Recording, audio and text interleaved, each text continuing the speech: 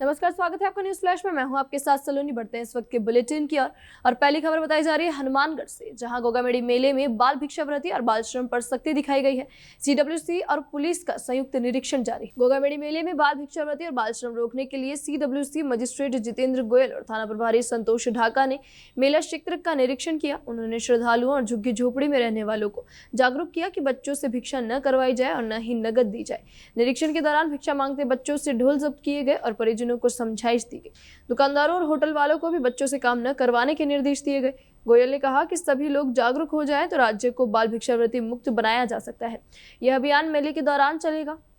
हाँ जी सर, आज जो आपने गोगामेडी में कार्रवाई की उसके बारे में बताएं। गोगामेडी मेला हमारे अभी 10 तारीख को स्टार्ट हो जाएगा। उसको लेके आज स्थानीय पुलिस के जो हमारे थाना प्रभारी है संतोषी ढाका में पुलिस जाब्ता पूरा गोगामेडी दोनों तरफ गोरख टीला और जो गोगापीर की तरफ सारा निरीक्षण कर दुकानदारों को और होटल संचालकों को बाल श्रम नहीं करवाने के लिए समझाइश की गई है।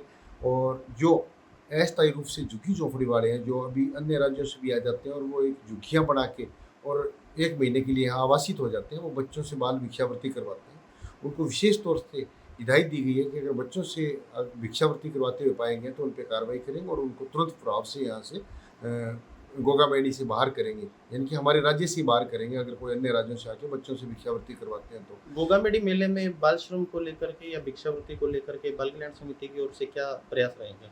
बिल्कुल, अभी हमारे जो नए पुलिस कप्तान आए हैं हरिशंकर जी, उनके साथ बात हुई है हमारी, तो हमारा पूरा प्रयास रहेगा पूरा पुलिस और प्रशासन का और बाल कल्याण समिति का कि बच्चों का बचपन बच पाए और बच्चे भिक्षावृत्ति न करें, बाल श्रम न करें। इसको लेकर ही हमने आज जो निरीक्षण किया है सभी पूरा मेला क्षेत्र में सभी दुकानदारों को, होटल संचालकों को, झुग्गी झोपड़ी जितने भी लोग हैं उन सबको समझाइश की है मैं पुलिस जाब्ता।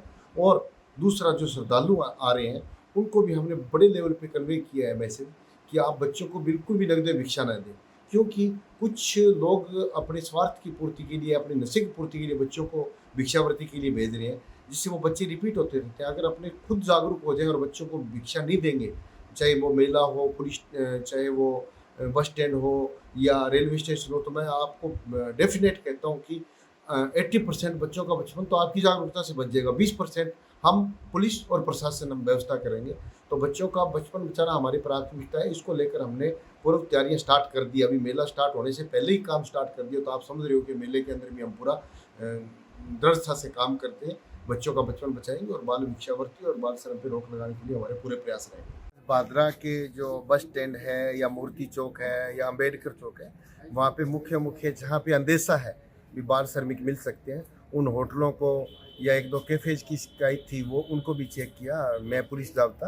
तो हमारा एक अभियान है उमंग 5 जो पूरे ज़िले में चल रहा है, पूरे राज्य में ही चल रहा है, जिसमें हम बाल भिक्षावृत्ति और बंधुआ मजदूरी, क्योंकि हमें ये भी है कि कोई इस टाइप से नहीं हो कि बाहर का कोई व्यक्ति हो, छोटा बच्चा हो, उसको बंधुआ बना रखा हो, तो ये जांच किया तो बंधुआ जैसे मजदूरी जैसा कोई मामला सामने नहीं आया। भादरा में एक आधा कोई बाल श्रमिक ध्यान में आया तो उसको तुरंत प्रभाव से वहाँ से हटा दिया गया है और भविष्य में बाल श्रम नहीं करवाने के लिए हिदायत दी गई है। और भादरा में कुल मिला के अभी तक जो चेक किया है वो अभी तक सम्मानजनक है।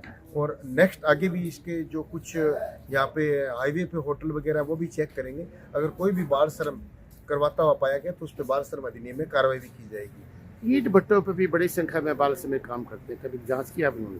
बिल्कुल, ईंट भट्टों पे मैं समझ रहा हूँ कि राज्य में सबसे ज़्यादा अगर जांच की है तो मैंने की, हमारे सीडब्ल्यूसी ने और पुलिस ने 12-13 ईंट भट्टों पे तो हमने स्कूल भी खुलवा दिए हैं जो अनौपचारिक शिक्षा के लिए।